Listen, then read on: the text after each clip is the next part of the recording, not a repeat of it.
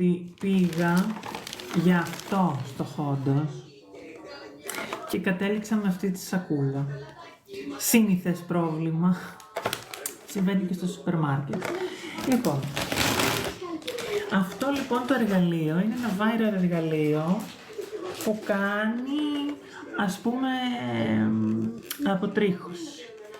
Και είναι σαν να κάνεις αποτρίχωση με κλωστή, ρε παιδί μου. Πονάει το ίδιο που πονάει και με την κλωστή, λένε τουλάχιστον. Δεν θα το δοκιμάσω τώρα γιατί θα πρέπει να το απολυμάνω και τα λοιπά. Λοιπόν, πήρα αυτά τα patches για κάτω τα μάτια. Γενικά την Essence την έχω λατρέψει το τελευταίο καιρό, γιατί νομίζω πιο πολύ έχει να κάνει θέμα τιμής.